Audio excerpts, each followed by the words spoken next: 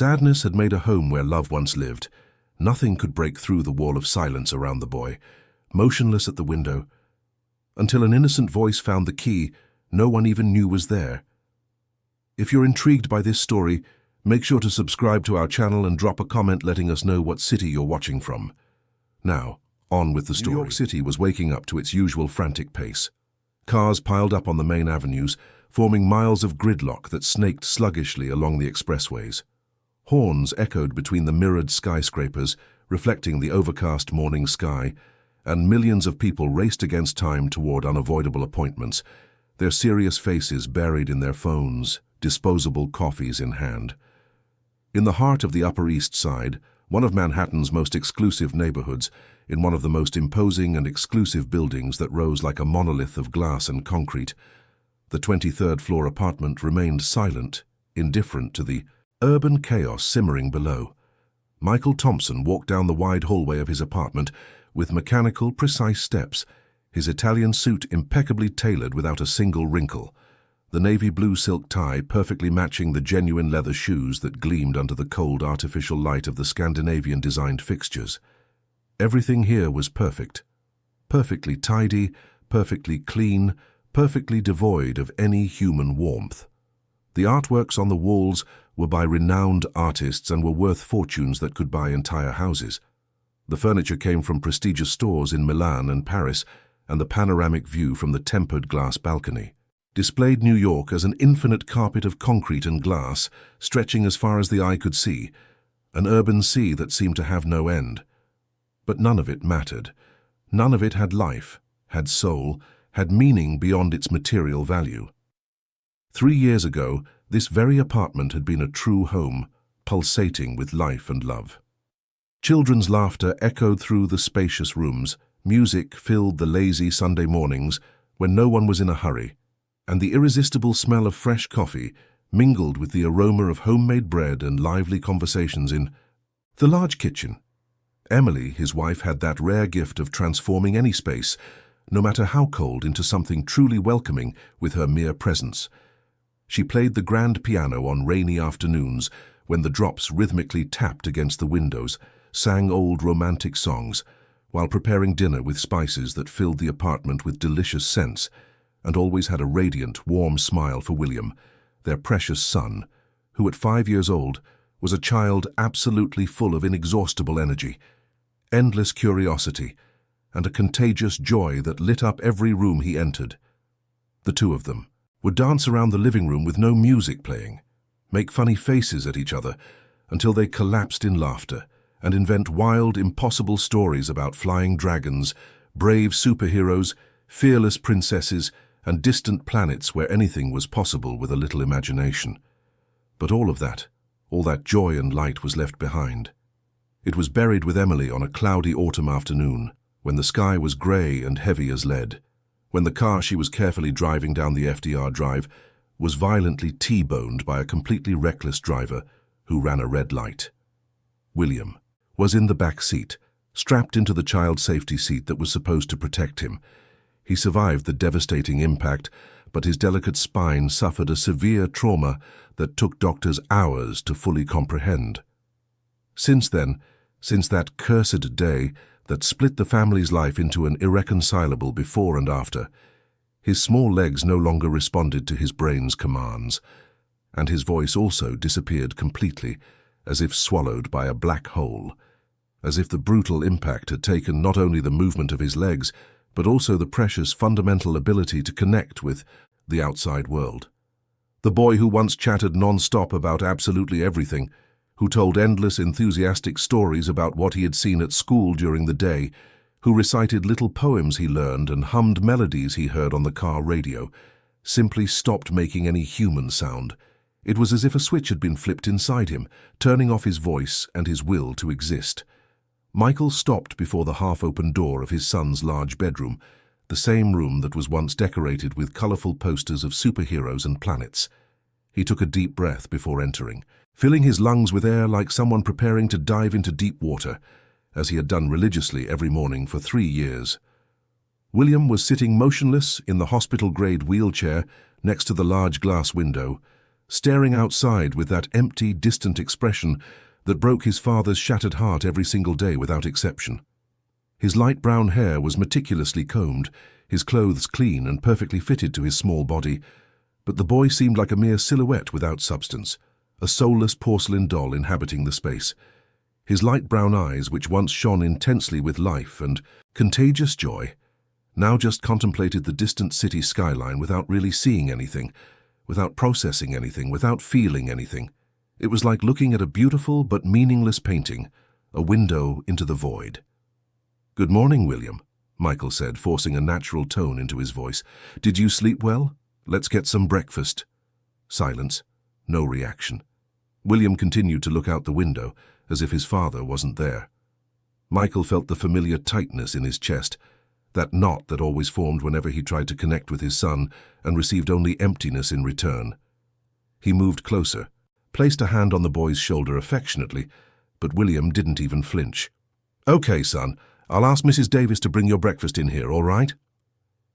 Mrs. Davis was the 12th caregiver hired in the last 3 years. A woman in her 60s, experienced, patient, recommended by one of the best specialized caregiver agencies in the city. She had arrived 3 weeks ago and followed all the medical instructions to the letter. She administered medications on schedule, did the recommended physical therapy exercises, and took William to his weekly appointments. But just like all the others before her, she couldn't get a word, a smile, or even a look of recognition from the boy. Michael left the room and went to the kitchen, where Mrs. Davis was already preparing breakfast. She greeted him with a discreet nod and began arranging a tray with chopped fruit, whole wheat toast, and fresh juice. All very healthy, very proper, very bland. "How is he today?" Michael asked, though he already knew the answer. "The same, Mr. Thompson. He hasn't moved since he woke up, just sitting there looking out the window. I tried talking to him, but he doesn't respond." Michael nodded, resigned.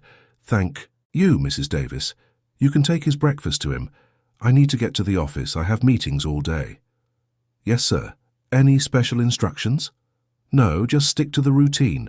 If anything comes up, call me."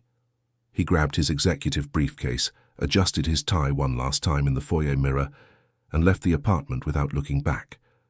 The elevator took him to the garage in seconds, and soon he was in his imported car, driving through the bustling streets of New York toward the office where he would spend the next 12 hours immersed in numbers, contracts, and negotiations. Michael Thompson was a highly respected businessman in both national and international markets. At 42, he firmly commanded one of the largest tech and innovation companies in North America, with offices in 5 different countries and over 2,000 employees working under his visionary leadership. His name was synonymous with unshakable success, disruptive innovation, and inspiring leadership in the pages of the country's top business magazines. Colleagues and business partners admired him for his analytical skills and strategic vision. Competitors feared him for his sharp market instincts that never seemed to fail, and investors blindly trusted his business acumen that turned risky projects into profitable ventures. But behind that solid facade of a successful and unbeatable man, carefully built over decades of hard work, was a father completely shattered inside, an inconsolable widower who didn't know how to deal with the devastating absence of his beloved wife, and with the son who had hermetically sealed himself off from the outside world, as if he had built invisible but insurmountable walls around himself. Over the last 3 endless and painful years, Michael had obsessively sought every possible and imaginable solution.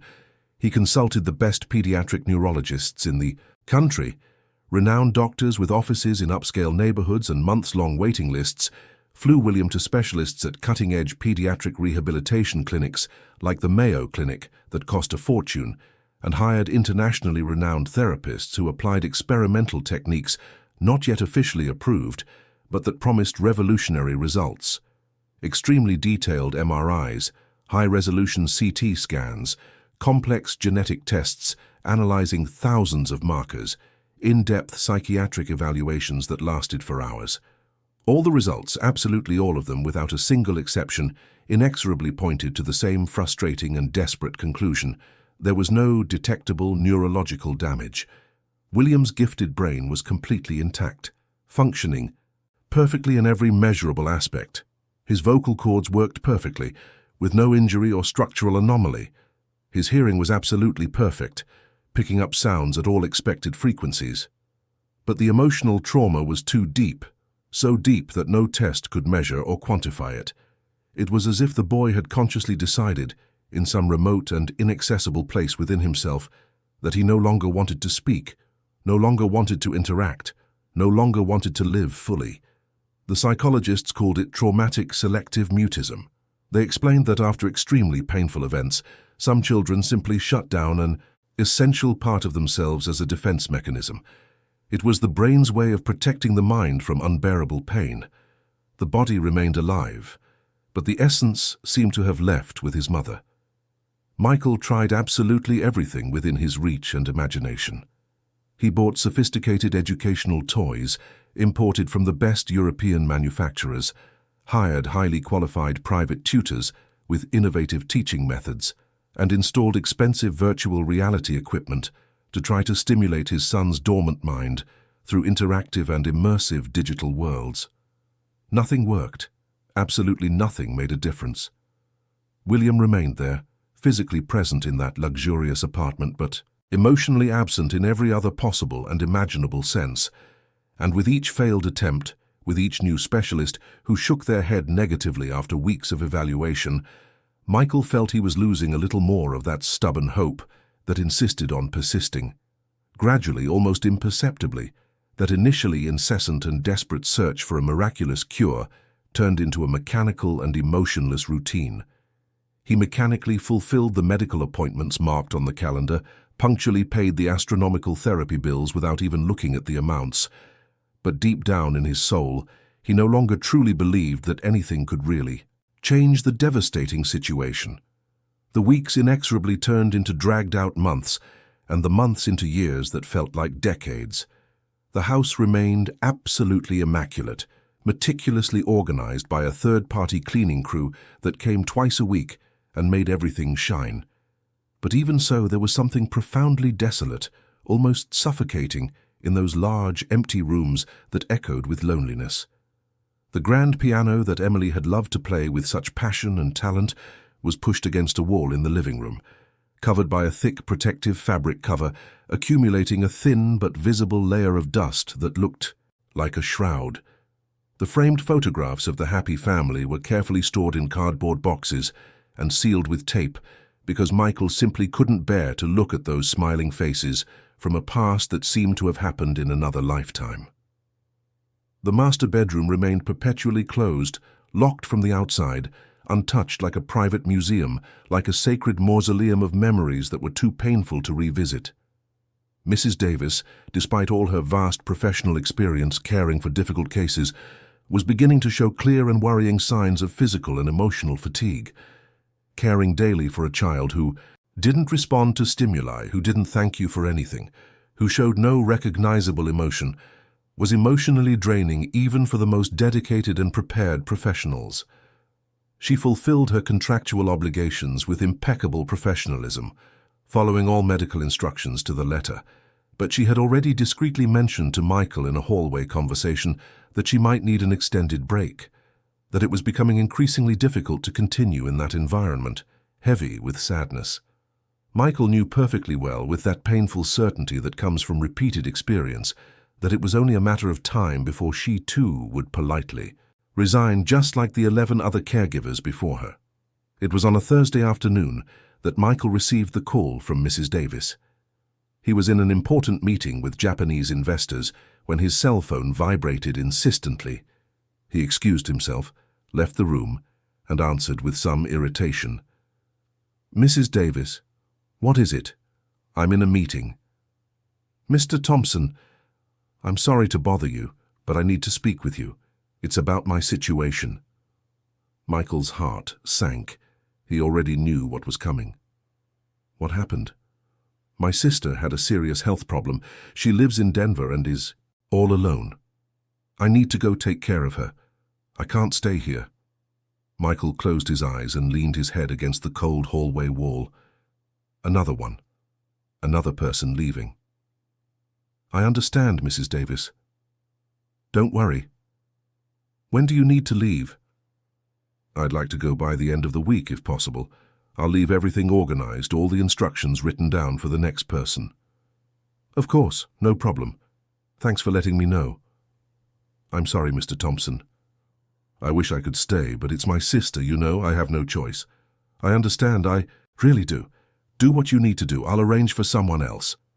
He hung up the phone and went back to the meeting room, but his mind was no longer there. Once again, he would have to start from scratch.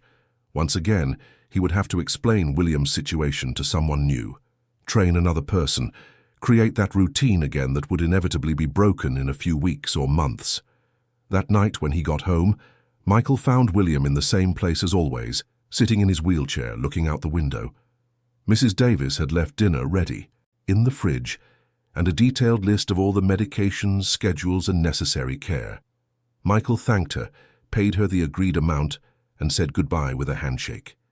He was alone with his son. He sat down next to William and stayed there in silence, observing the boy's profile silhouetted against the soft light of the chandelier. William was now 8 years old. He should be in school, playing with friends, running in the park, learning new things. But there he was, trapped in a body that couldn't walk and a mind that couldn't speak. "Son," Michael said, his voice choked with emotion, "I don't know what to do anymore. I've tried everything. All the doctors, all the therapies, and nothing works. I wish so much I could hear you again. I wish so much you could go back to being that happy boy you were. But I don't know how to reach you. It's like you're very far away in a place I can't get to." William didn't move. He didn't even blink. He continued to look out the window, as if his father wasn't there. Michael felt the tears stream down his face. He cried in silence, feeling the weight of 3 years of failure, of helplessness, of loneliness. He cried for the wife he had lost, for the son he seemed to have lost too, for the life that had crumbled in a matter of seconds. The next day, Michael called the caregiver agency and explained the situation. The receptionist was polite but not very optimistic. She said it would be difficult to find someone available on such short notice, especially for such a delicate case. Michael insisted, offered to pay double the market rate, and the receptionist promised to do her best. Meanwhile, Michael realized the apartment needed a deeper cleaning. With Mrs. Davis focused exclusively on William's care, some areas of the house had been neglected. He decided to hire a cleaning lady to do a thorough cleaning over the weekend. It was his assistant who recommended Maria Rodriguez, a woman of about 35, hard-working, honest, who did cleaning jobs to supplement her income. Michael accepted without much thought. He needed someone urgently, and his assistant's recommendation was enough. On Saturday morning, around 9 o'clock, the doorbell rang. Michael opened the door to find a medium-height woman with black hair tied in a ponytail, wearing a simple blouse and jeans. She smiled warmly and extended her hand. "Good morning, sir. I'm Maria. I'm here to do the cleaning." "Good morning. Please come in." Maria entered carrying a box of cleaning supplies and observed the apartment with attentive eyes. Michael quickly explained what needed to be done, pointed out the main rooms, and she began to work efficiently. He returned to the makeshift office in one of the bedrooms, where he spent his weekends reviewing reports and answering emails. What Michael didn't expect was that Maria hadn't come alone. About half an hour later, he heard a child's voice coming from the living room. It was a high-pitched, cheerful voice, full of life. He left the office and found a girl of about 7 with colorful braids in her hair, wearing a simple dress and worn-out sneakers. She was holding a rag doll and humming a song while looking at the paintings on the wall. "I'm sorry, sir," Maria said, appearing from the kitchen with a cloth in her hand. "I had no one to leave my daughter with today. I hope it's not a problem. She's very well behaved. I promise she won't be." "Tay a bother." Michael was taken aback for a moment. He wasn't used to children in his house, much less children who talked, who sang, who were alive. But something in Maria's sincere gaze stopped him from being rude. "It's okay, no problem. Just please ask her not to touch anything." "You got it, sir." "Isabella, come here. Stay close to Mommy and don't touch anything, okay?" The girl nodded and went to her mother, but her curious eyes continued to scan the apartment. Michael went back to his office, but he couldn't concentrate anymore. That childish presence, that cheerful voice, broke the heavy silence that had dominated the house for so long. It was as if someone had opened a window and let in a breath of fresh air. About an hour passed when Michael realized he no longer heard the girl's voice. He found it strange, got up, and went to check. He found Maria cleaning the balcony windows, but Isabella wasn't with her. His heart sped up. Where was the girl? "Maria, where's your daughter? She was just here a minute ago. Isabella? Bella, where are you?" A soft sound came from the hallway leading to the bedrooms. Michael walked in that direction, his heart beating faster with each step. And then he saw it. The door to William's room was ajar, and inside, sitting on the floor next to the boy's wheelchair, was Isabella. She was holding her rag doll and chatting away as if she were talking to an old friend. "Hi, my name is Isabella, but you can call me Bella. This is Clara, my favorite doll. She likes to dance and sing. Do you like to sing? I love to sing. My favorite song is Twinkle, Twinkle, Little Star. Do you know it, I may sing it for you." And then, to Michael's absolute astonishment, the girl began to sing in a crystal-clear voice, swaying the doll from side to side. William was looking at her. Not with that usual empty gaze, but with something different. There was a spark of curiosity, a small glint that Michael hadn't seen in 3 years. "Isabella," Michael said, his voice soft so as not to startle the girl. "Come here, sweetie. This is William. He's not feeling very well, so it's best to let him rest." Isabella looked at Michael with those big, innocent eyes, then looked back at William. "Is he sad? Why doesn't he talk?" Michael didn't know what to say. How could he explain to a 7-year-old something he couldn't understand himself? He went through a difficult time. Sometimes people get quiet like that, you know. Isabella nodded as if that made perfect sense. Then she turned to William again and smiled. "That's okay. You don't have to talk now. But when you want to, I'm here to listen. Can I come back and talk to you another day?" Michael was about to say no, that it wasn't a good idea, but something stopped him. Maybe it was the way William kept looking at the girl. Maybe it was the feeling that for the first time in a long time, something different was happening in that house. "We'll see," he said, non-committally. "Now come on, let William rest." Isabella got up, waved goodbye to William, and skipped down the hallway. Michael stayed there for a few more seconds, watching his son. And then he saw something that made his heart nearly stop. William had turned his head. He was looking in the direction of the door where the girl had left. It wasn't an empty look. It was the look of someone searching for someone. Michael felt a shiver run down his spine. Had he really seen that? Or was it just his desperate wish creating illusions?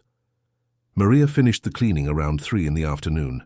The apartment was spotless, gleaming, smelling of cleanliness and life. Michael paid for the service and thanked her. Maria smiled and said that if he needed her, he could call again. He nodded, but without much conviction.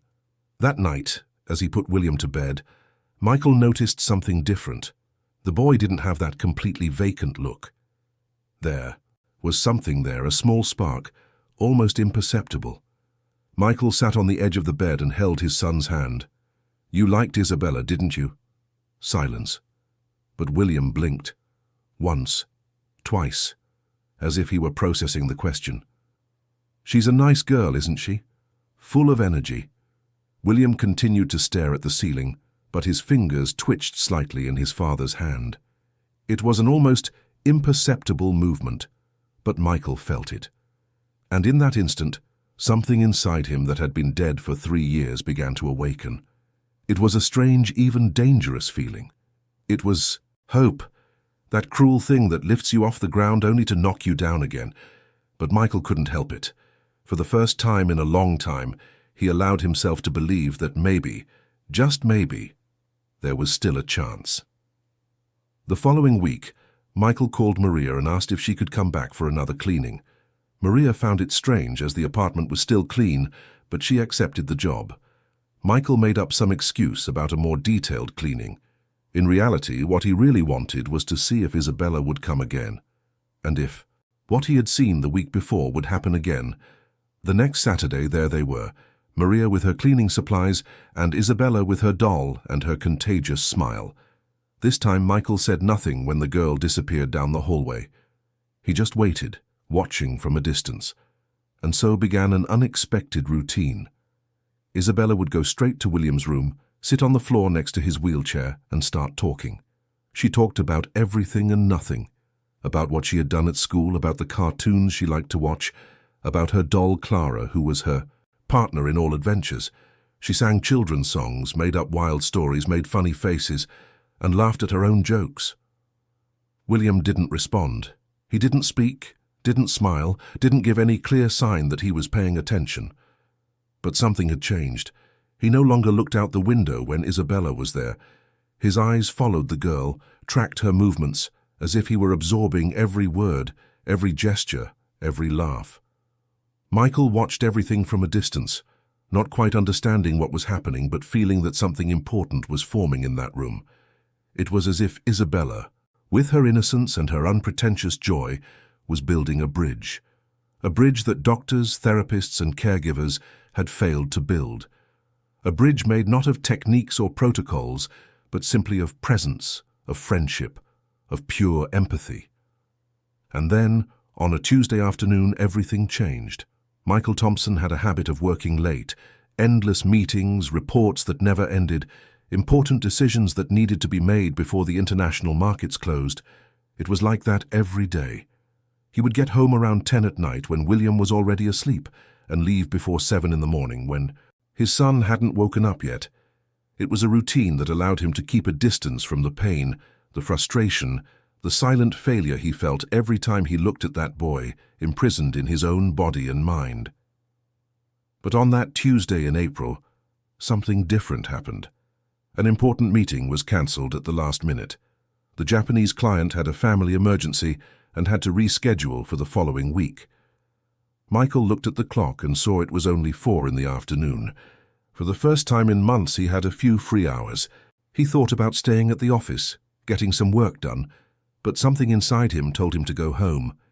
He couldn't explain exactly what it was. It was just a feeling, an intuition. He got in his car and faced the traffic on Park Avenue. New York was at a standstill as usual, but Michael didn't mind. He turned on the radio and let an old song fill the silence of the car. It was a song Emily had loved, a romantic ballad from the 80s. He almost changed the station, but he forced himself to listen to the end.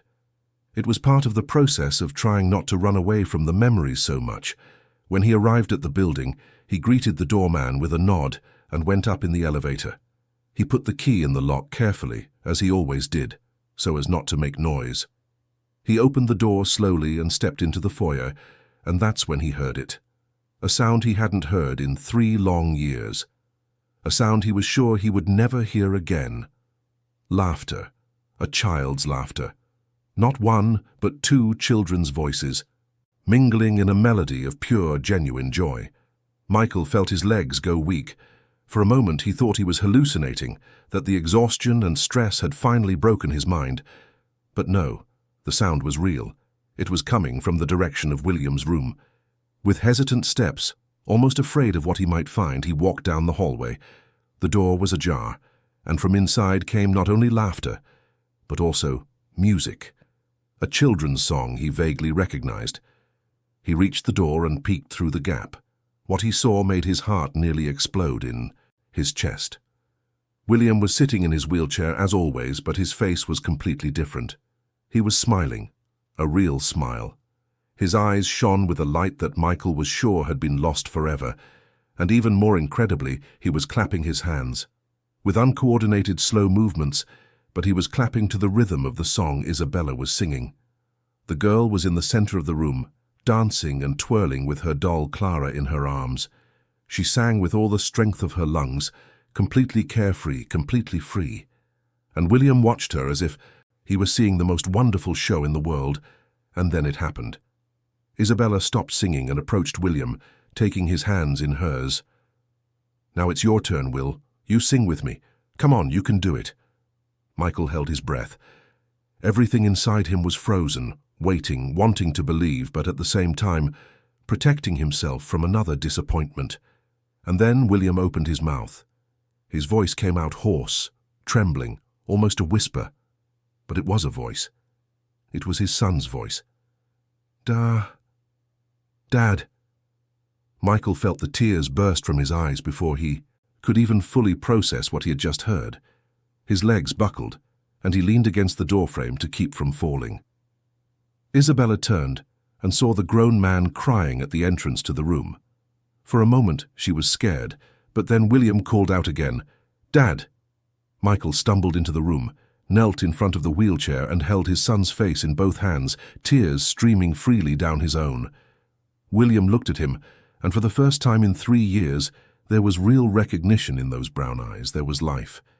There was connection. "William, son, my son, you spoke. You called for me." "Dad," William repeated, and this time his voice was a little clearer. A single tear rolled down the boy's face. I missed you." Michael hugged his son so tightly he was afraid he might hurt him, but he couldn't let go. He sobbed uncontrollably, all the years of pain, of loneliness, of despair pouring out in waves of tears. William raised his arms with difficulty and returned the hug, his small fingers clinging to his father's back. Isabella watched the scene with wide eyes, not fully understanding what was happening but sensing it was something very important. She held her doll against her chest and smiled, happy to see her new friend happy. After long minutes, Michael managed to compose himself enough to pull back a little and look at his son again. He wiped his own tears with the back of his hand and then gently wiped the tears from William's face. How did this happen?" "It was Bella," William said, his voice still weak but clear. She made me remember what it was like before." Michael looked at Isabella, and the girl shrugged innocently. "We were just playing. He likes to sing. I knew he liked it." "You knew?" "Yeah, I could see it in his eyes. He was just scared to try." Michael didn't know whether to laugh or cry. This 7-year-old girl, with her simple, direct wisdom, had achieved what dozens of professionals could not. She had seen what no one else had seen. She had believed when everyone else had given up. At that moment, Maria appeared at the bedroom door, a cleaning cloth in her hand and a frightened expression on her face. "Mr. Thompson, did something happen? I heard a noise and—" She stopped when she saw the scene. The businessman kneeling on the floor, hugging his son, both of them crying. Isabella in the middle with her doll, smiling. "Mom, look, Will talked. He called me Bella and said I'm his best friend." Maria's eyes widened in disbelief. He spoke?" Michael nodded, unable to form words. Maria dropped the cloth on the floor and brought a hand to her mouth, moved. She might not have known the whole story, but she understood the significance of that moment perfectly.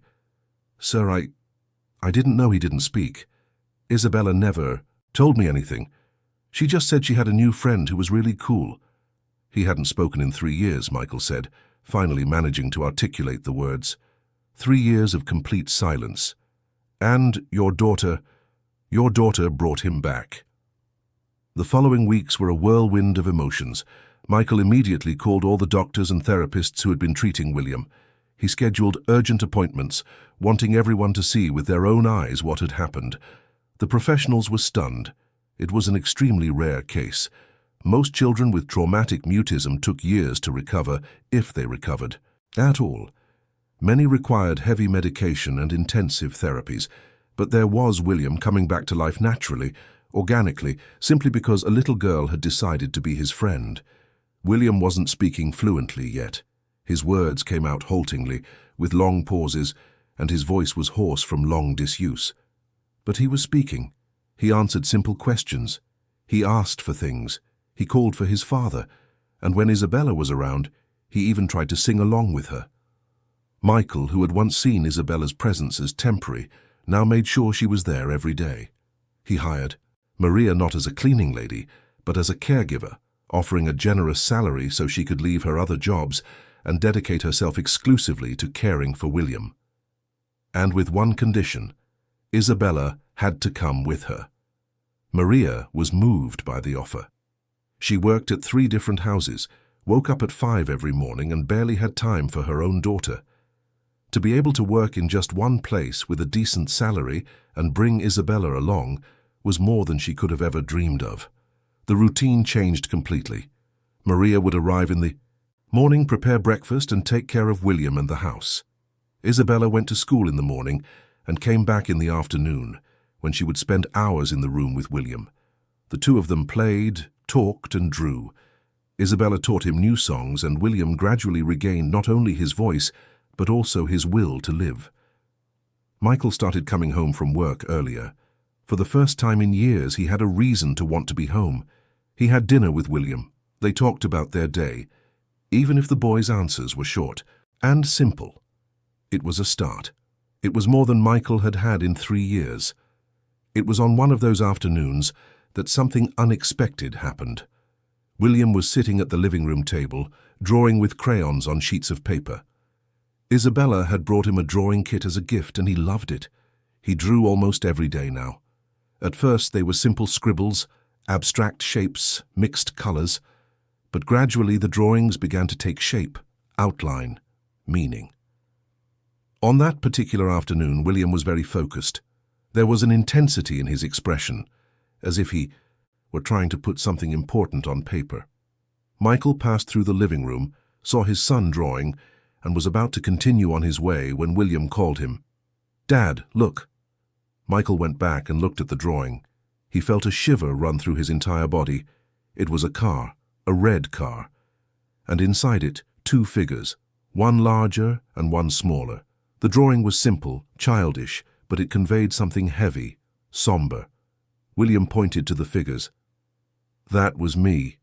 And Mom." Michael sat down slowly next to his son, his heart racing. "Is this about that day?" William nodded, his eyes welling up. "We were going to school. But you and Mom, you fought. Really loud. She was crying. I got scared." Michael felt his throat tighten. He remembered that morning. It had been a silly fight, about something insignificant. He couldn't even remember what it was about. But Emily had been upset, and he had been too harsh with his words. They had parted without reconciling. And then she had taken William to school. And then the accident had happened. "Go on, son, you can talk." I asked her to stop crying. I said it was my fault, that I had made you mad. "No, William, it wasn't your fault, it never was." But Mom kept looking back at me, and then the other car came. And William began to sob, all the trauma finally coming out after being bottled up for 3 years. Michael pulled him into a tight hug. "William, listen to me. Listen carefully. None of that was your fault. Nothing. The other driver was driving dangerously. It was an accident. It wasn't because of you. It wasn't because of our fight. It was an accident. Do you understand? But if I hadn't asked her to look at me, if, there are no ifs, son. Life doesn't work that way. I know you felt guilty. I know that's why you stopped talking, because you thought you didn't deserve to talk, didn't deserve to be happy. But you're wrong. Your mother loved you more than anything in this world. She would never, ever want you to live like this, in silence, blaming yourself. She would want you to live, to sing, to laugh, to be happy." William cried for long minutes in his father's arms. Michael cried too, letting out all the pain he had held in. It was a moment of catharsis, of purification. It was the real beginning of healing, not just for William, but for Michael too. Because he also carried guilt. Guilt for fighting with his wife. Guilt for not going with them. Guilt for not being able to help his son sooner. When they finally calmed down, William looked at his father with red but lighter eyes. "Do you think Mom can see me? From where she is?" "I'm sure of it." "Do you think she's proud of me?" "For starting to talk again?" "Son, your mother is more than proud. I'm sure she's smiling down from above, happy to see you becoming yourself again." "I miss her, Dad, every day." "Me too, son. Me too." After that conversation, something changed between father and son. It was as if an invisible barrier had been torn down. Michael started talking about Emily with William. He told stories about her, about how they met, about how happy she was when she found out she was pregnant. about how she used to sing to him when he was a baby. He brought back the photos that had been stored in boxes. He put them in frames around the house. He removed the cover from the grand piano, and even though he couldn't play well, he let William place his little fingers on the keys and make sounds. Did Mom play this piano? She did. She played beautifully. It was the thing she loved to do most. William looked at the instrument with reverence. He ran his fingers over the keys carefully, as if touching something sacred. I want to learn to play for her. And you will. I promise I'll get you the best. Piano lessons in the city. Isabella remained a constant presence. She and William had developed a pure, true friendship. She was patient with him when he got stuck in the middle of a sentence. She laughed with him when he told silly jokes. She taught him simple games that kids their age played. It was as if she were reintroducing the world to him, piece by piece. One day, Isabella asked William why he used a wheelchair. Michael, who was in the next room, tensed up. He didn't know if William was ready to talk about it. But to his surprise, his son answered naturally, "My legs don't work anymore since the day I lost my mum." "Why not?" "The doctor said it was because of a really big scare. My body got scared and my legs stopped working." "But will they come back?" "I don't know. Maybe one day or maybe not, but that's okay. I'm used to it." Isabella thought for a moment, nodding her head. Then she said, with that childish simplicity that gets straight to the point, "You know, Will, I think your legs don't work because you didn't talk for a long time. Now that you're talking again, your legs are going to get jealous and want to work again too." William laughed.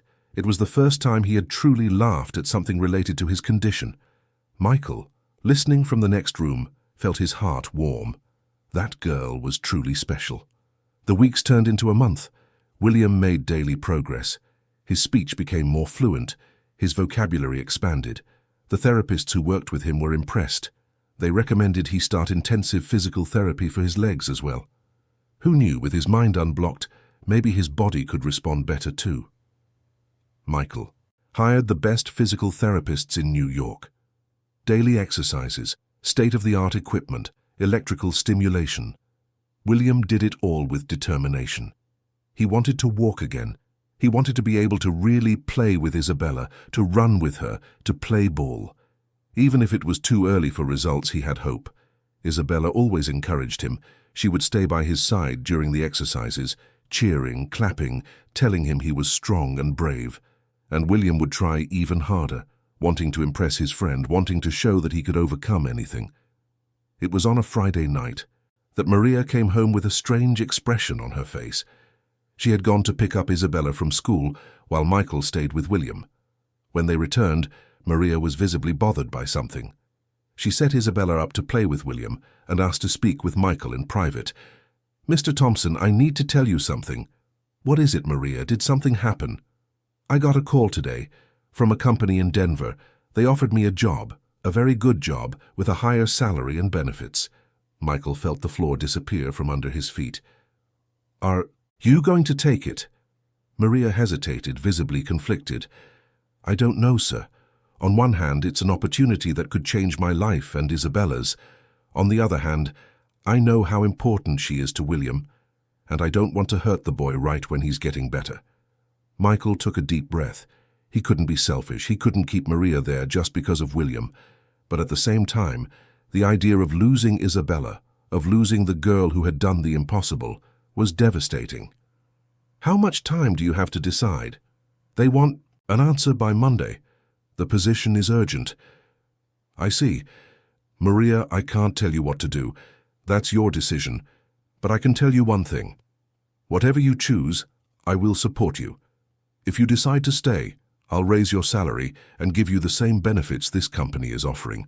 If you decide to go, I'll understand, and we'll find a way to keep Isabella and William in touch." Maria had tears in her eyes.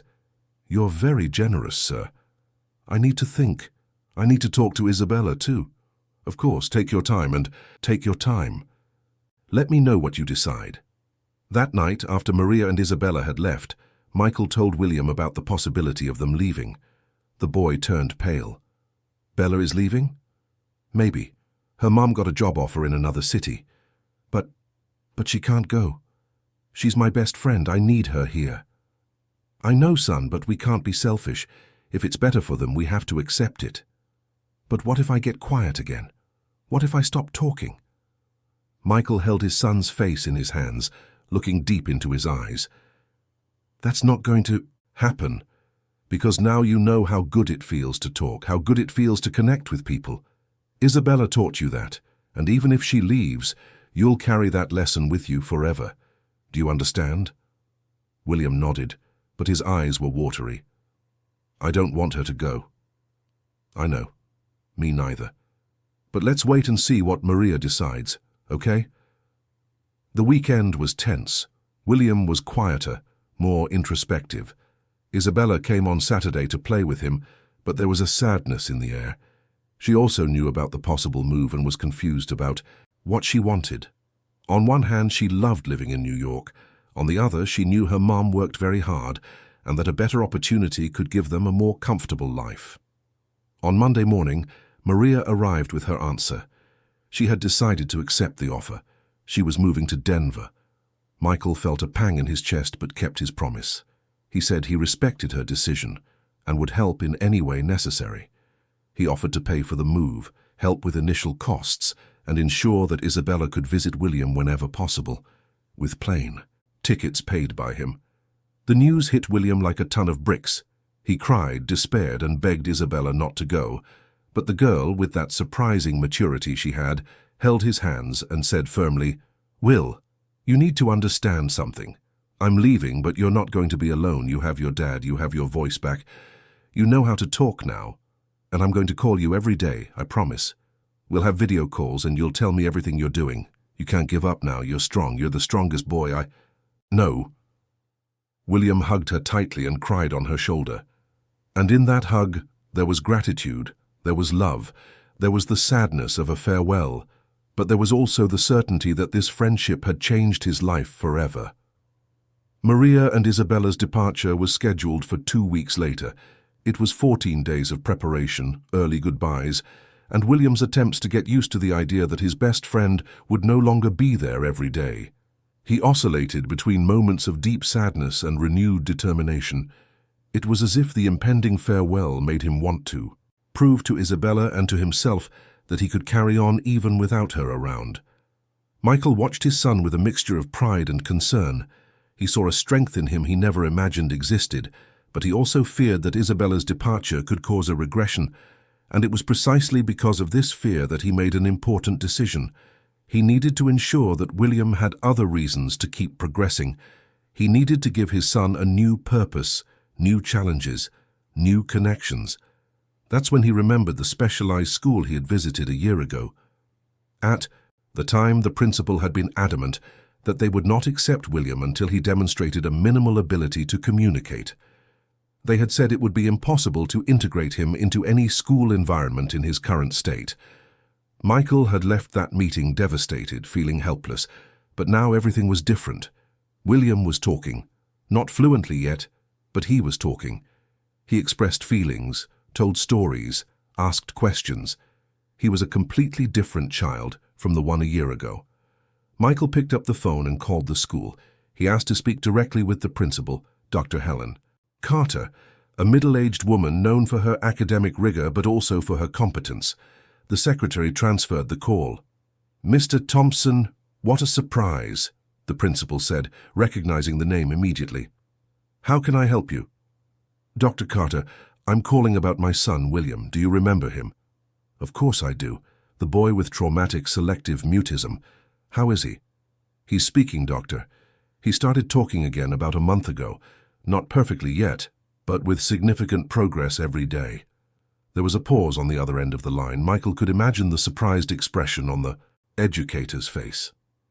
"That's extraordinary, Mr. Thompson. Truly extraordinary. What happened? A specific therapy?" "Actually, it was a friendship. A girl his age created a connection that no one else could. And now he's ready to take the next step. I'd like to resume our conversation about the possibility of enrolling him in your school." Another pause. When Dr. Carter spoke again, there was caution in her voice. "Mr. Thompson, I understand your enthusiasm, but I need to be honest with you.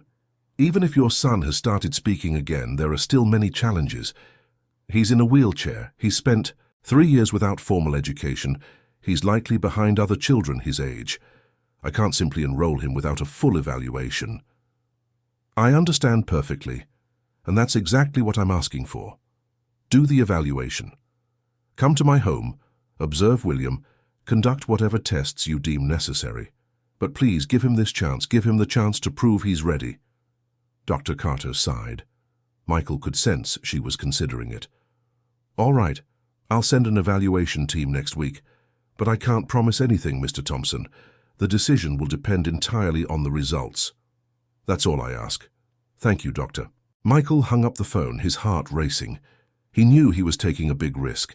If William failed the tests, it would be another disappointment, another setback. But he had to try. He had to give his son the opportunity to have a normal life, or at least as close to it as possible. He told William about the tests that same night. The boy was nervous but also excited. The idea of going to school, having teachers and classmates, learning new things, thrilled him. Isabella encouraged him, saying he would be the best student in the whole school, and that she would be proud to tell everyone in Denver that her best friend was a genius. The evaluation team arrived on a rainy Tuesday.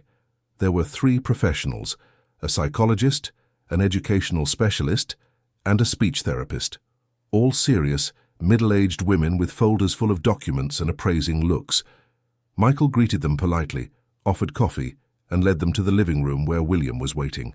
The boy was visibly tense. His hands trembled slightly on the armrests of his wheelchair. But when Isabella appeared by his side, holding his hand and whispering words of encouragement, he calmed down a bit. The professionals started with simple questions: full name, age, date of birth. William answered them all, albeit in a low voice with occasional pauses. Then came questions about colors, numbers, shapes. William got them all right. Then they asked him to draw. He drew a house, a tree, a sun, simple but age-appropriate. They asked him to tell a story. He told one about a dog that got lost and found its way home by following the stars. It was a short story, but it had a beginning, a middle, and an end. The psychologist then asked more delicate questions about his feelings, about what had happened to him, about why he had stopped talking. William answered with surprising sincerity. He said he had been scared, that he thought it was his fault, but that now he understood it wasn't. He said his friend Isabella had helped him remember that talking was good, that living was good. The 3 women exchanged meaningful glances. They made notes on their clipboards. After nearly 2 hours of evaluation, they excused themselves and gathered in a corner of the room to talk in low voices. Michael couldn't hear what they were saying, but he saw the expressions on their faces. They didn't seem negative. In fact, they seemed impressed. Finally, the educational specialist, a gray-haired woman named Ms. Miller, approached Michael. "Mr. Thompson, may I speak with you in private?" "Of course." They went to the office. The specialist closed the door and sat down, indicating for Michael to do the same. "Sir, what I saw today was remarkable. William is an intelligent, sensitive child with enormous potential. What he went through is traumatic beyond measure, but his recovery process is inspiring. Honestly, I expected to find a child with severe cognitive delays, but that's not the case. He's a bit behind in terms of formal education, yes, but nothing that can't be caught up with some tutoring." "So you'll accept him?" The specialist hesitated. "Our school specializes in children with special needs, and technically William fits that description. But here's where it gets complicated. My assessment, and I believe my colleagues agree, is that William doesn't need a specialized school. He needs a regular school with psychological support and physical accommodations for his wheelchair. But in terms of learning ability, he's on the same level as any child his age." Michael didn't know whether to be happy or frustrated. On one hand, it was wonderful to hear that his son was capable. On the other, he was back to square one in his search for a school. "Are you saying he can't study here?" "He can, sir, but he shouldn't. It would be underestimating his abilities. My official recommendation, which I will take to Dr. Carter, is that you look for a quality regular school that has adequate facilities for wheelchair users and offers psychoeducational support. William deserves to be in a challenging environment where he can develop his full potential." Michael nodded slowly, processing the information. I understand, and can you recommend any schools? I can. I'll send you a list of the top 3 options in New York. They all have excellent reputations and proper facilities. But Mr. Thompson, may I give you a piece of advice? Of course. Take William to visit the schools. Let him choose. He needs to feel that he has control over his own life, that his opinions matter. This will further strengthen his self-esteem. That's great advice. Thank you, Ms. Miller. When the evaluators left, Michael sat down with William and explained the situation. The boy was a little confused at first, not quite understanding why being too good was a problem. But when his father explained that it meant he could go to a normal school with other normal kids, his eyes lit up. I'll have friends? Real friends? You will, son. Lots of friends. And I'll learn cool stuff. The coolest stuff in the world. Isabella, who had been listening closely, jumped for joy. See, Will? I told you you were special. The list of schools arrived the next day by email. Michael analyzed each one carefully. They all had excellent infrastructure, qualified faculty, and well-structured inclusion programs. He scheduled visits for the following week, 1 school per day. The first school they visited was in the Soho neighborhood. It was a modern building with access ramps, adapted elevators, and large, well-lit classrooms. The principal greeted them warmly and showed them the facilities. William observed everything with attentive eyes, but didn't show great enthusiasm. It was nice, it was suitable, but there was nothing there that deeply touched him. The second school was in Greenwich Village, smaller than the first, but with a cozier feel. It had a beautiful inner garden with fruit trees and wooden benches. The academic coordinator was a young, energetic woman who spoke directly to William, asking his opinions, his interests. He liked her, but it still wasn't it. The third school was on the Upper West Side. It was a traditional institution with over 50 years of history. The building was old but impeccably maintained. It had a special charm with its hardwood floors and stained glass windows. As they entered, the sound of a piano came from somewhere, a soft, peaceful melody. What's that? William asked, his eyes closed, absorbing the music. That's our music room, explained the principal, an elegant woman in her 60s. We have a strong arts program here. Music, theatre, visual arts. We believe education goes far beyond textbooks. Do you teach piano? We do. We have lessons for various instruments, piano, guitar, flute, violin, and we also have a children's choir. William looked at his father with an intensity Michael hadn't seen in a long time. Dad, this is it. I want to study here. Are you sure, son? Don't you want to see the whole school first? I don't need to, I felt it, this is the place. The principal smiled, touched by the boy's certainty. How about we take a tour of the school anyway, just to be sure?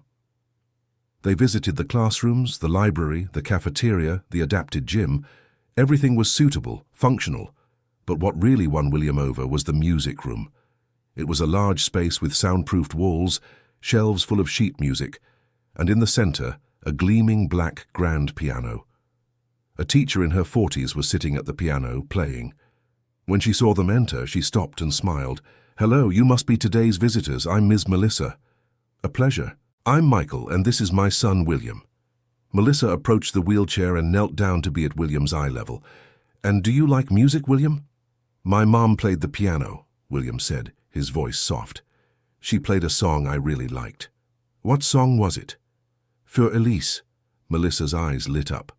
Ah, Beethoven. One of the most beautiful compositions in the world. Your mother had good taste. She's not here anymore, but I want to learn to play that song, for her, so she can hear it wherever she is. Melissa blinked quickly, moved. She placed a hand on William's shoulder affectionately. You know, William, I think you're going to be one of my best students, because playing for someone we love is the strongest motivation there is. William smiled. It was a small but genuine smile. Michael felt his chest tighten with emotion. The enrollment was completed that same week. William would start classes in 10 days, right after Isabella's departure. It would be a difficult but necessary transition. The boy needed new stimuli, new challenges, new reasons to keep moving forward. The last few days with Isabella were intense. She and William spent hours talking about what he would do at the new school. Isabella made a personalized sketchbook for him with motivational messages on each page. She drew the two of them together, holding hands, with the caption, "Friends Forever." William cried when he received the gift and promised he would draw in it every day. On the day of their departure, Michael insisted on personally taking Maria and Isabella to the airport. William went along, even though it meant facing the crowds and noise that usually made him anxious. He needed to say goodbye properly. At the departure gate, Isabella hugged William for long minutes. They both cried, but it wasn't just a cry of sadness. It was a cry of gratitude, of love, of hope. "You're going to make it, Will. You're strong. You're brave. And you have the most beautiful voice in the world," Isabella said, drying his tears with her small hands. "You too, Bella. And you're the best friend anyone could ever have. Thank you for finding me. You don't have to thank me. I should thank you for letting me be your friend." They hugged one more time, and then Isabella and Maria walked through the gate. William watched until they completely disappeared from sight. Michael placed a hand on his son's shoulder, and they stood there for a few more minutes in silence, processing the farewell. "Ready to go home, son?" "Yeah, Dad." The first few days without Isabella were tough. William was quieter, more introspective, but he didn't return to complete silence. He kept talking, kept interacting, just with less enthusiasm. Michael respected his son's grief, giving him space to process the loss but also encouraging him to keep going. And then came the first day of school. Michael woke up early, made breakfast, and helped William get dressed in his new uniform. The boy was visibly nervous. His hands trembled as he tried to button his shirt. "Are you scared?" Michael asked, helping with the buttons. "A little. What if nobody likes me? What if I can't keep up? Son, people are going to love you. You're smart, kind, and brave.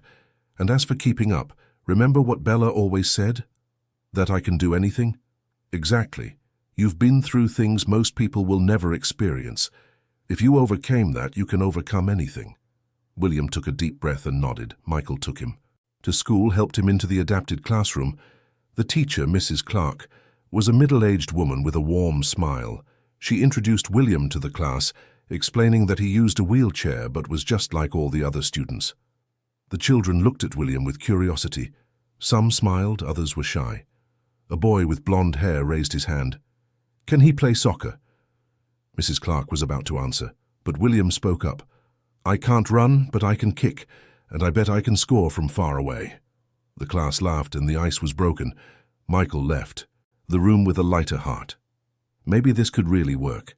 The first few weeks were about adjusting. William had to get used to the school routine, the homework, the social interactions. There were difficult moments.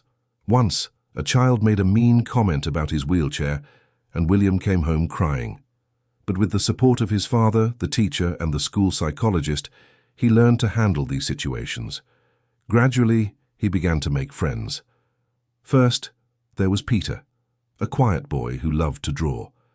The two spent their recesses drawing together, creating comic books about wheelchair-bound superheroes. Then there was Lucas, a hyperactive boy who loved to tell jokes. He made William laugh until his stomach hurt. And finally, there was Sophia, a shy girl who loved to read. She lent books to William, and they would discuss the stories during lunch. But the moment William looked forward to the most was music class. Twice a week he would go to Ms. Melissa's room and sit at the piano. At first, she just taught him about the notes, about how the instrument worked. William absorbed everything with an impressive hunger for knowledge. "Can I play?" he asked. Eagerly in the third lesson. "Of course, put your fingers here on the white keys. That's it. Now press gently." William pressed, and a pure sound filled the room. He smiled, amazed. It was as if he were touching something sacred. "Keep going. Play the other keys. Feel the sound." He played a random sequence of notes, without rhythm or harmony, but to him it was the most beautiful thing in the world. It was as if, through those keys, he could connect with his mother, with the happy memories of the past.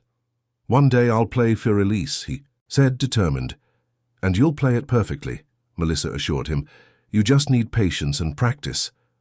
Michael bought a keyboard for the house. It wasn't a real piano, but it was enough for William to practice, and practice he did. Every day after school, he spent at least an hour at the keyboard. At first, it was simple exercises, repetitive scales, but gradually he began to form small melodies, nothing complex, but recognizable. Besides music, William also got involved in other activities. The physical education teacher adapted exercises so he could participate. He learned to play adaptive basketball using a smaller ball and a lower hoop. He discovered he had good aim and loved the feeling of making a basket. His friends cheered him on, clapping when he scored, and William felt like he was finally living a normal life.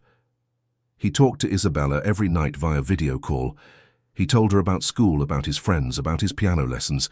She listened attentively, asked questions, gave advice, and she always ended by saying she was proud of him. These conversations were the highlight of William's day. It was during one of these conversations that Isabella had an idea. "Will, why don't you come visit me? Denver isn't that far. Your dad can bring you. We can spend a weekend together." William loved the idea. He talked to Michael, who immediately agreed. They scheduled it for the following weekend. It would be William's first trip since the accident. Michael was apprehensive but also excited. It would be good for his son to have this experience. The trip was thrilling.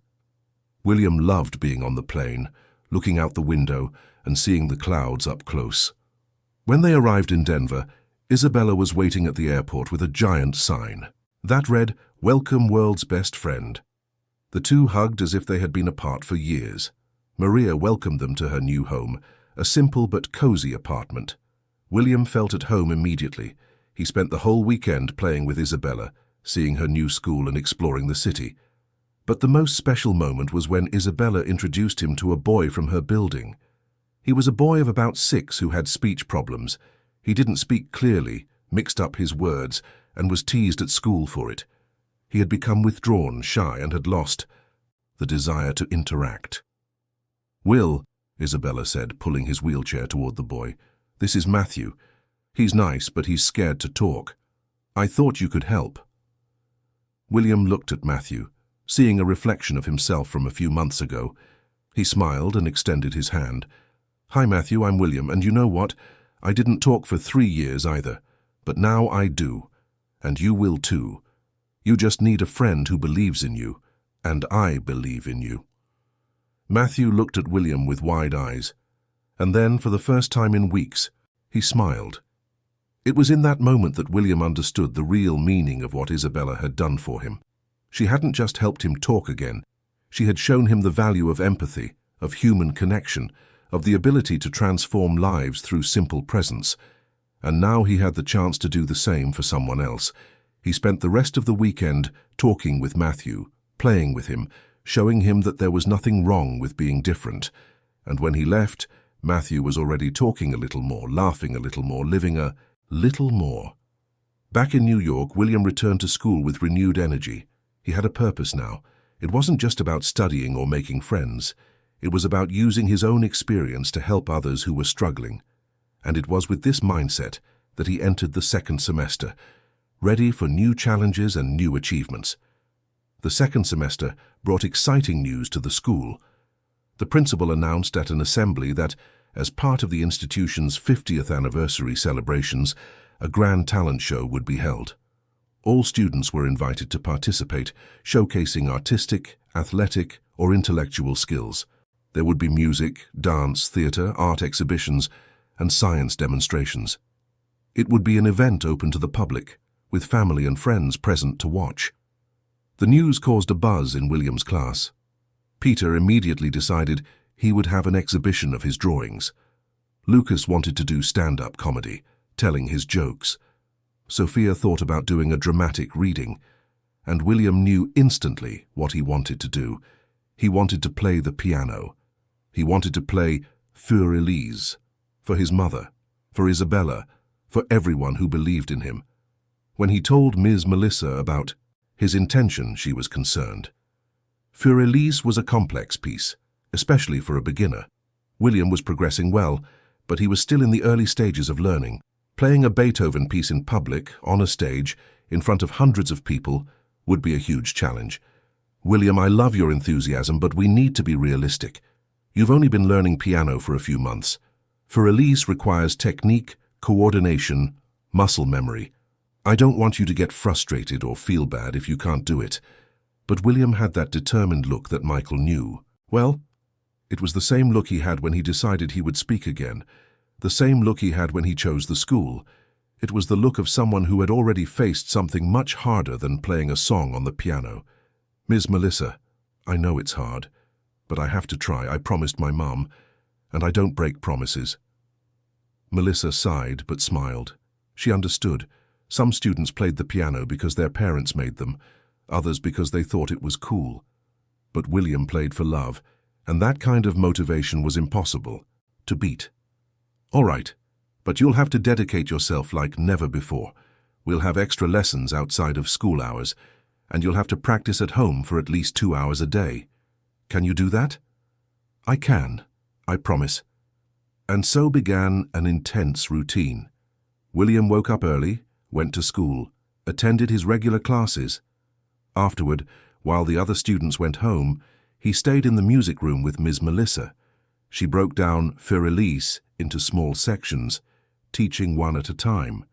First the melancholic introduction, then the main melody, then the variations. It was like assembling a complex puzzle piece by piece. When he got home, William would have a quick dinner and go straight to the keyboard. Michael would listen from his office to the sound of the keys being pressed repeatedly, the same passages played 1, 2, 10, 20 times. Sometimes there were pauses, followed by grunts of frustration, but then the sound would start again, determined, insistent. One night, Michael entered the room and found William with tears in his eyes, still playing. "Son, what's wrong?" "I can't do it, Dad. This part right here, I always mess it up." "My fingers don't go fast enough." Michael sat next to his son and placed a hand on his shoulder. "You know what your mom used to say when I complained about difficulties at work? She'd say that life isn't about getting it right the first time. It's about trying again and again and again, until one day, without realizing it, you get it right. And then you look back and see how far you've come." William wiped his tears with the back of his hand. "Do you think I can do it?" "Son, you didn't speak for 3 years, and you started speaking again. After that, do you think there's anything you can't do?" William managed a weak smile. His father was right. If he had overcome that, he could overcome this too. In his nightly video calls with Isabella, he always updated her on his progress. She encouraged him tirelessly, told him he was the bravest pianist in the world, and said she would ask her mum to buy plane tickets to be at the festival. William loved the idea, but said it wasn't necessary, that he knew it was expensive. But Isabella insisted, and Maria confirmed they would do their best to be there. The weeks flew by. October came, then November. The festival was scheduled for the first week of December. William progressed slowly. He could already play the whole song, but still with occasional mistakes, still without the necessary fluency. Melissa said he was improving, but also made it clear there were no guarantees. Playing at home was one thing. Playing on stage, with lights, an audience, and nerves, was completely different. 2 weeks before the festival, the school held a dress rehearsal. Every student who was performing got a chance to go on the auditorium stage and do a preview. When it was William's turn, Michael was there, sitting in the front rows. He saw his son being wheeled to the center of the stage by a school employee. He saw him look at the grand piano there, huge, imposing. He saw his hands tremble. William positioned himself at the piano, adjusted the height of his wheelchair. He placed his fingers on the keys. He took a deep breath, and he began to play. The melody came out hesitantly at first, then it gained body. William concentrated intensely, his tongue sticking out in a childish gesture of focus. He reached the difficult part, the one he always messed up. Everyone held their breath, and then he nailed it. He got through the part without any mistakes. He continued playing, reaching the climax of the song. His fingers flew across the keys now, more confident. And then, when he was almost at the end, he froze. He just stopped. His hands hovered over the piano, paralyzed. The auditorium fell silent. Melissa approached the stage, concerned. "William, are you okay?" I forgot. The final part. I forgot." Michael saw the frustration on his son's face and felt his heart ache. Melissa went up on stage and sat next to William. "Take a deep breath. It's okay. This is what rehearsals are for, so we can make mistakes here and get it right on the day. But what if I forget again, on the day of the festival, in front of everyone? Then you'll remember why you're doing this. You'll think of your mom, of Isabella, of everything you've already overcome, and you'll remember." William spent the next week obsessed with the final part of the song. He played it on an infinite loop until his fingers ached. Michael worried about the overexertion, but at the same time he understood. It was more than a performance for William. It was a way to connect with his mother, to honor her, to prove to himself that he was capable of anything. The week of the festival, Isabella and Maria arrived in New York. Michael picked them up at the airport and took them to a hotel near the school. William was ecstatic. Having his best friend there to watch his performance was more than he could have asked for. The day before the festival, Isabella spent the entire day with William. They talked about everything, reminisced about the beginning of their friendship, their first conversations, the first time he spoke. Isabella held his hands and said seriously, "Will, it doesn't matter what happens tomorrow. If you play perfectly, if you make a mistake, if you forget, it doesn't matter. The important thing is that you tried, and that's more than most people do in their entire lives. I'm already proud of you."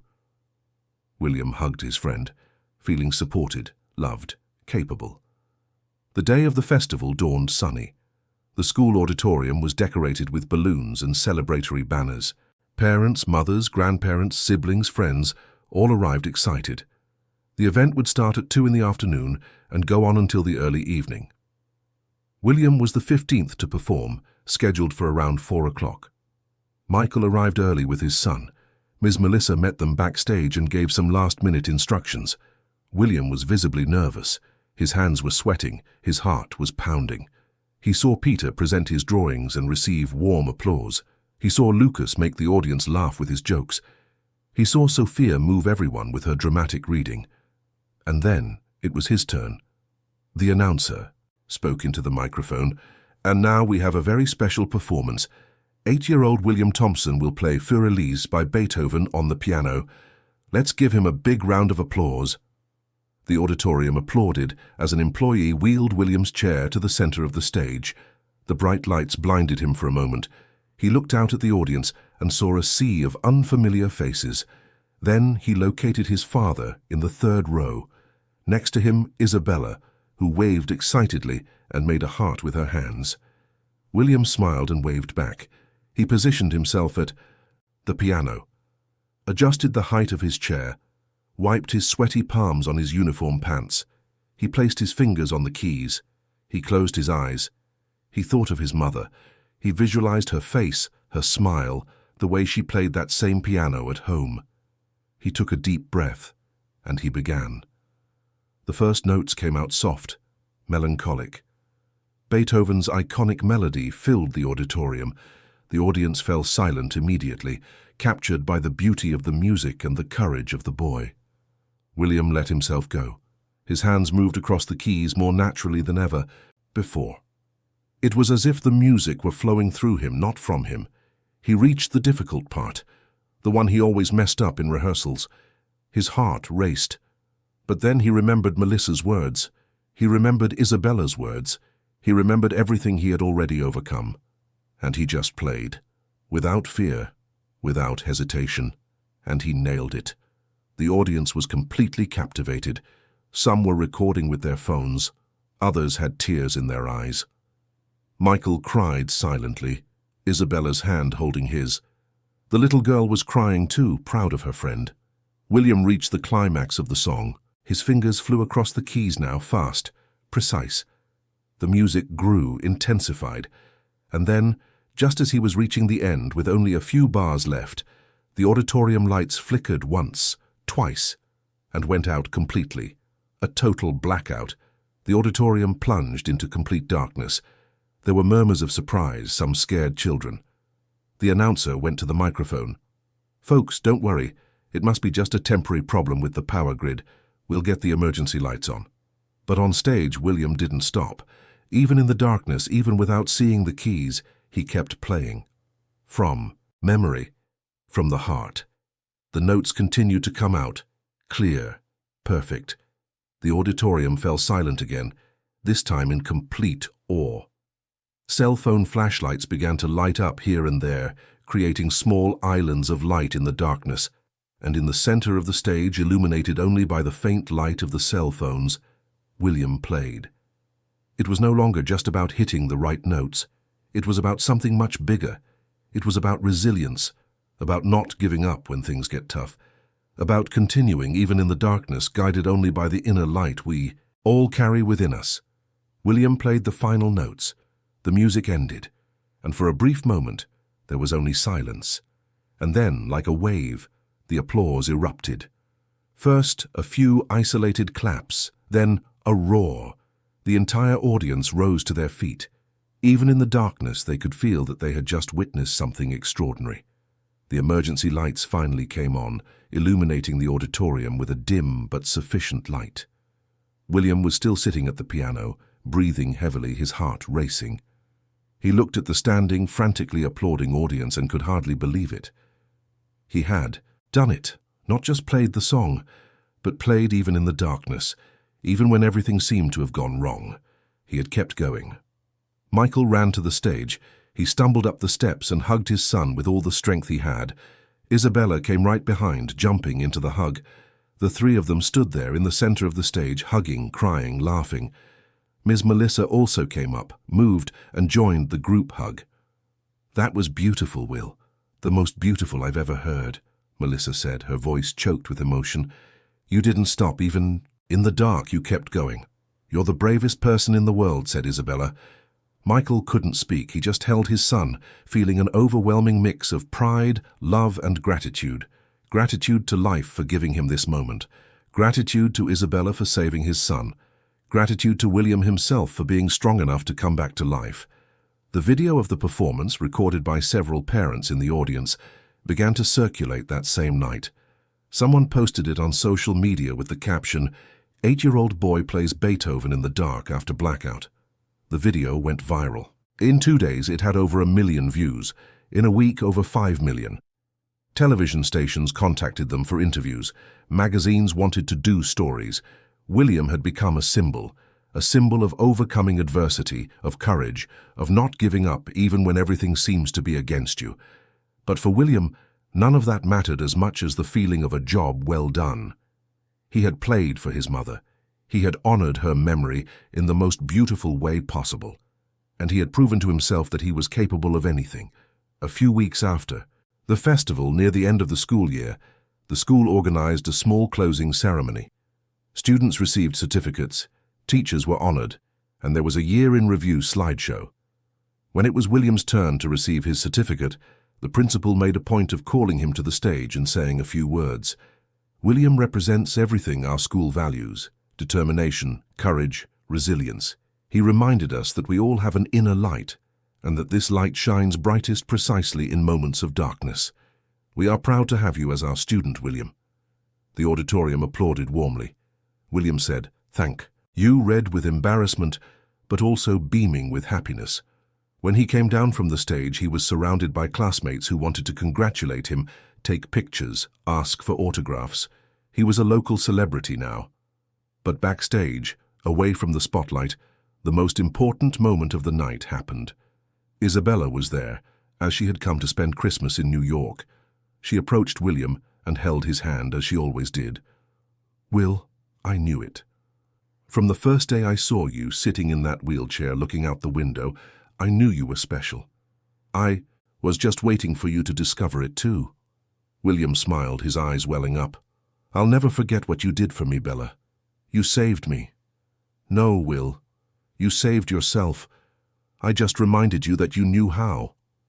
Michael, watching the scene from a distance, felt his chest tighten with emotion. These two children, with their pure and true friendship, had taught him more about life, love, and humanity than any book or course ever could. That night, at home, William sat at the keyboard one last time before bed. He played for Elise again, this time without pressure, without fear, just for pleasure. When he finished, he looked up and whispered, "Thank you, Mum, for everything. I hope you heard." And somewhere, far beyond what eyes can see, Emily smiled, because she had heard. She had heard every note, every attempt, every mistake and every success, and she was prouder of her son than words could ever express. The following months were a time of consolidation. William continued at school, continued making friends, continued with his piano lessons. His progress in physical therapy was also encouraging. Although he still couldn't walk, he had more sensation in his legs. He could wiggle his toes. The doctors were optimistic, saying that with time and dedication there was a real chance of partial or even full recovery. But regardless of that, William was happy. He was alive, in the deepest sense of the word.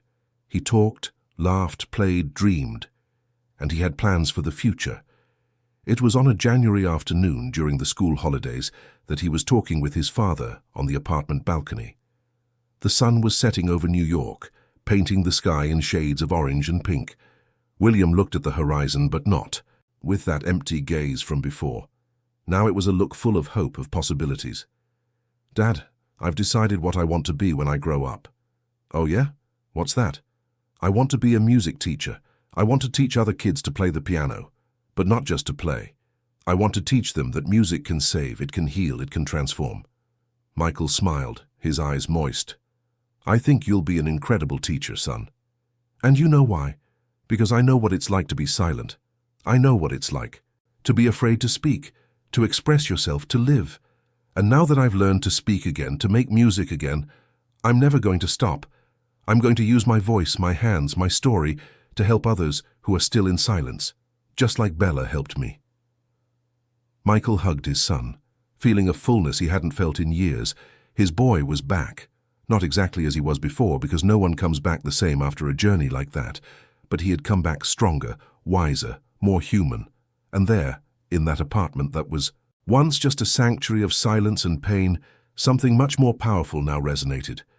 Hope resonated, music resonated, life resonated, because William had learned the most important lesson of all, that no matter how deep the darkness, there is always a light that can guide us back. Sometimes that light comes from within us. Sometimes it comes from someone who decides, out of pure kindness and empathy, to light it for us. But once lit, that light never goes out completely. And our duty when we find that light is to pass it on, to illuminate the path for others who are still lost in the darkness. And that was exactly what William intended to do for the rest of his life. Dear listeners, we hope the story of William, Michael, and Bella has deeply touched your heart. If you were moved by this journey of overcoming, courage, and true friendship, please leave a like, subscribe to the channel, and tell us in the comments which moment marked you the most. Every day, we bring intense stories like this one, which reveal the deepest side of the human soul and remind us that hope should never be abandoned.